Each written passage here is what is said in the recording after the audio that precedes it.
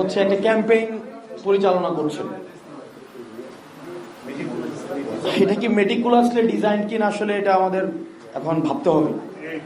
কারণ যাকে এই অভ্যুত্থানের পরে রাষ্ট্রপ্রধান বানানো হয়েছে উনি লন্ডনে গিয়ে হচ্ছে সিজদা করে আসেন, এবং পৃথিবীর ইতিহাসে এমন ঘটনা আছে কিনা যে সরকার প্রধান, অন্তর্বর্তীকালীন সরকার প্রধান এবং হচ্ছে রাজনৈতিক দলের ভারপ্রাপ্ত চেয়ারম্যান একই সাথে প্রেস কনফারেন্স করে। ওই দিনই সরকার হচ্ছে লন্ডনে বেচে দিয়ে আসছে। সরকার, এই অন্তর্বর্তীকালীন সরকার ডক্টর মোহাম্মদ ইউনূস, ওই দিনই সরকারটা লন্ডনে বেচে দিয়ে আসছে। ইতিমধ্যে আপনার মিডিয়া এখানে যারা আছেন, বিশেষ করে মিডিয়া নিয়ে আমি অনেক দিন ধরে কাজ করছি, মিডিয়ার সাথে মিডিয়ার ভাই যারা আছেন, যারা ইতিমধ্যে নৈর্ভৌক্তিক, নির্মোহ, বস্তুনিষ্ঠ সংবাদ পরিচালনা করতে চান,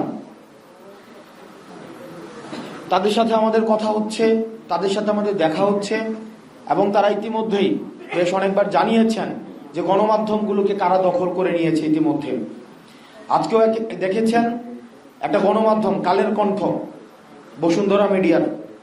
বসুন্ধরা মিডিয়া গতকালও দেখলাম, গত এক মাসের আগের আমার ফেসবুক স্ট্যাটাস সরাই নিল, এবং এক মাস রেস্ট্রিকশন দিয়ে রিপোর্ট করায় রেস্ট্রিকশন দিচ্ছে। তাদের টাকা আছে, ওরা হুজুর কিনে ফেলে, আলেম কিনে ফেলে, রাজনীতিবিদ কিনে ফেলে, মিডিয়া কিনে ফেলে, ওরা সরকারকেও কিনে ফেলে। এই বসুন্ধরা মিডিয়ার একটা মিডিয়া হচ্ছে কালের কণ্ঠ, প্রতিনিয়ত প্রপাগান্ডা চালাই যাচ্ছে। এটা কে দখল করছে এটা আপনারা ইতিমধ্যেই জানেন। চাকরি করেন কিন্তু আমাদের কাছে আবার এসব বলেন এটা গিয়াসউদ্দিন মামুন এটাকে দখল করছে না? একদম পিন পতন নীরবতা আপনাদের মধ্যে,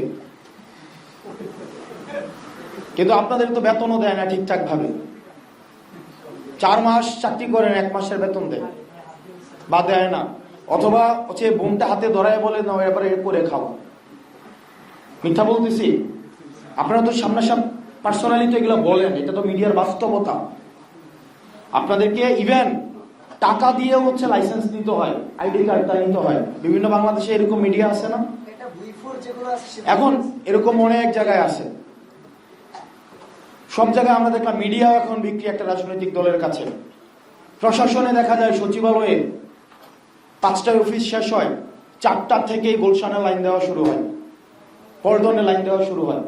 আগে সেটা দিত ধানমন্ডি 32-এ, আর পার্টি অফিস হচ্ছে আপনার ওই যে গুলিস্তান। তারা আবার এখন লাইন দেয়, ঠিকই এখন লাইন দেওয়া হচ্ছে গুলশান এবং পল্টন। এটা যে জাতীয়তাবাদী রাজনৈতিক দলের জন্য যে সুখকর কিছু, বিষয়টা এমন না। পল্টনে আপনার গুলিস্তান লাইন দেওয়া এবং ধানমন্ডি 32-এ লাইন দেওয়া যে আওয়ামী লীগের জন্য সুখকর কিছু নিয়ে আসছে, বিষয়টা এমনও না।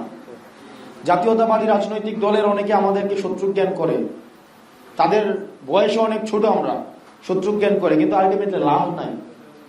কারণ 5ই অগাস্টের পর আপনি যদি মনে করেন 5ই অগাস্ট যে কারণে হয়েছে, যেই কারণগুলোর 5ই অগাস্ট ঘটাতে সহায়তা করেছে, সেই কারণগুলোকে বিদ্যমান রেখে আবার আপনি একটা নতুন রাষ্ট্র গঠনের দিকে যাবেন, তাহলে 5 বছর না হোক, 10 বছর না হোক, আপনি আরেকটি গণপ্রতিরোধের শিকার হবেন।